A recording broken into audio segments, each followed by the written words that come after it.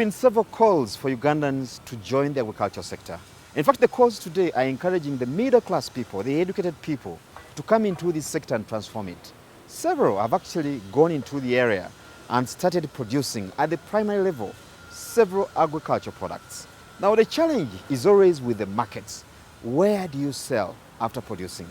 That's why you've seen several farmers ranging from cotton, vanilla, coffee, and several other products crying and complaining about the markets, or specifically the prices of their commodities. The oscillations between these prices is actually nerve-wracking for a number of them. Now today, we want to pick the mind of a person who has sat into some of these value chains to understand what exactly happens and what opportunities are there for Uganda, especially in some of the crops that are quite competitive, like cocoa. Yeah, I think that in Uganda right now, what I would say the shortcomings are is that there is no regulatory framework for the development of cocoa. But that is not necessarily at this instant a big problem in itself, because Uganda is still very young in cocoa. So a regulatory framework can be developed to govern the entire value chain. And it's something that we will be looking at in FAO to support government with that, so that farmers can be, the number of farmers who can come into cocoa production can increase, but most importantly, they will be then able to have the correct planting material, the necessary trained extension service providers. That is very important, and the knowledge to produce cocoa. That is extremely important. Uganda has a big opportunity. So whatever challenges and the shortcomings that are there now, it's not something that we should look at as a deterring factor in any way. Uganda, for me, I've always believed has a huge potential in developing specialty cocoa. We should try to, Uganda can stay out of bulk cocoa, that is the type coming out of West Africa.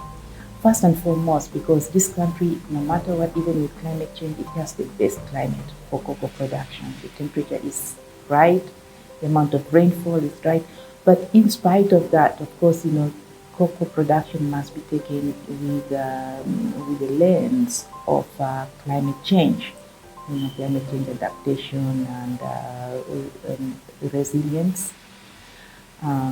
So we have to look at that lens. The potential is very big if we do things the right way.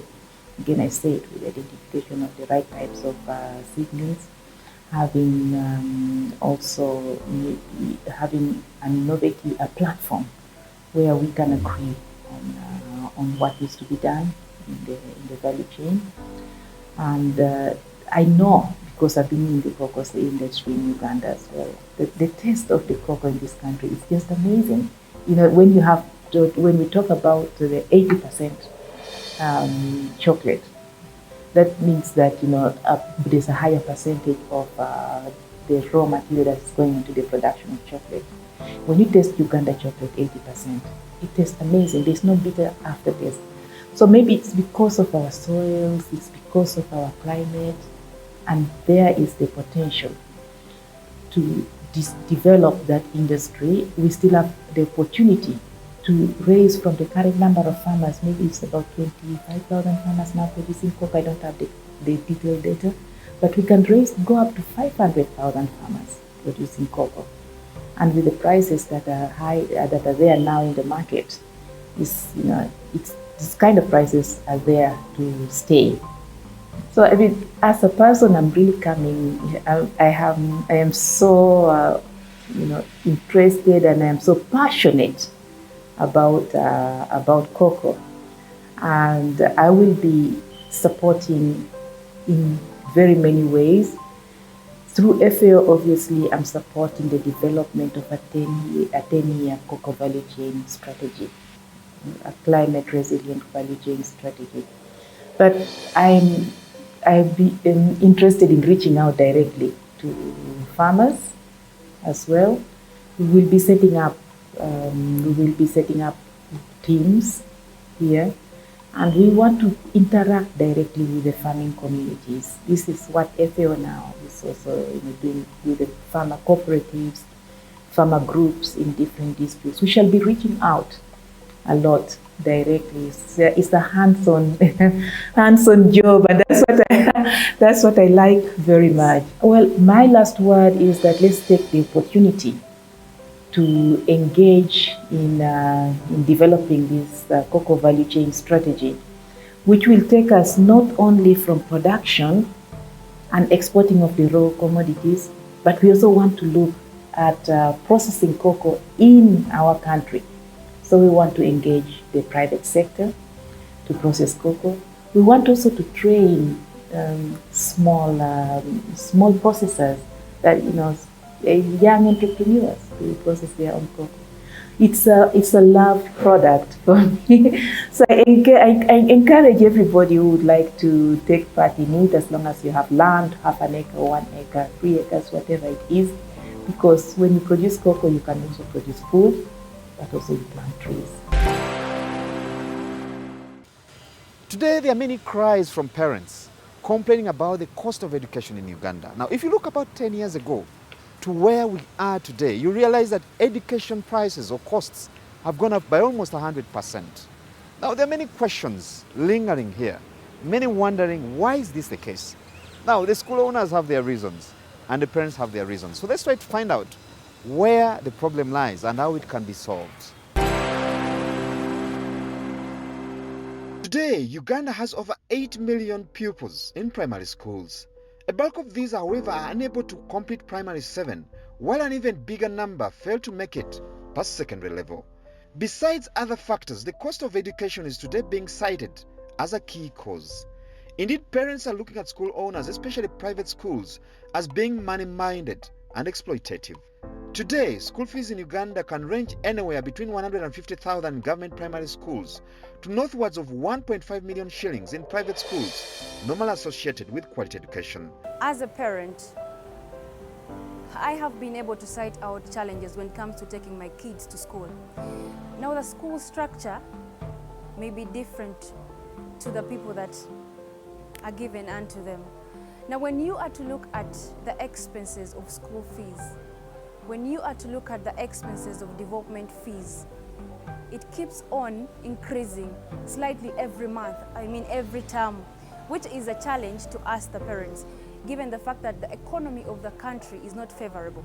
The cost is even higher for boarding schools, and besides fees, parents have to put up with an ever-growing list of school requirements, which technically are the input school investors would have to buy to serve their clients, the students. When you look at requirements, most schools tend to ask for more requirements, which threatens the parents more than school fees.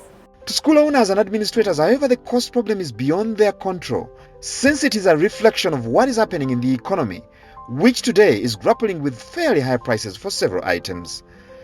Definitely, because when the prices go very high, it means you are not able to pay the teachers very well. The food or the budget of the food, it encroaches on the salaries. So the budget that you had organized cannot run the way you organized it because the prices are very high. Look at sugar.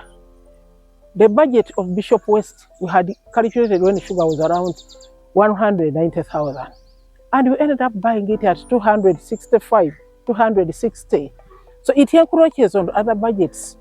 You look at soap, you look at the beans. There is no way you could be so sure of how you pay the teachers like you had organized earlier. With these realities hitting home hard, educationists advise parents to look for schools they can afford. The advice I will give to the parents out there, as a parent, and but when they say the word parent, it is encouraging two people, the mother and the father. So it is very, very crucial for the mother and the father to sit down and look at their income. The family's income plays a very big role in choosing which school you are taking your children to. And it is very important to sit and see how you can manage your budget, because taking children to school is a very long journey, but it doesn't stop any other thing which is within the family. Much as you are taking them to school, They must get medical treatment. They must dress. They must feed. They must have shelter. And you as parents, you must maintain the family. So when you are choosing the school where you are taking your children, after sitting with your partner, it depends on the budget. It is not like saying, this is what we want to go, this is where I want to go, because our neighbor has taken their child. The people I work with, my comrades at school, they are taking their children to this school where they are paying 2.5. This is where I should take my children. No. To this, they add that their hands are tied, considering that some of the factors are beyond their control, such as the fact that they sit within the taxman's net despite offering a social service. They intimate that actually part of the fees charged is government money in form of tax. Of course, the fees structure differs depending whether the institution is government, whether it is private, whether it's located in an urban or rural settings. All these things are going to influence the cost structure. But for us in the private sector, there are a number of things that we look at. For example, you cannot run a school without the requisite food items. So the cost of food is an important variable. The other thing is the utilities. The cost of utilities are important, especially if you have, for example, if toilets are running on water, then water is an important cost in cost structure of the school. We have to pay for power and telecommunications that runs the internet facilities. So utilities are an important aspect of the cost structure. So as the country seeks solutions to arrest the steadily escalating school fees situation, it is clear that a lasting solution should have both government and school owners on board, reading the same script.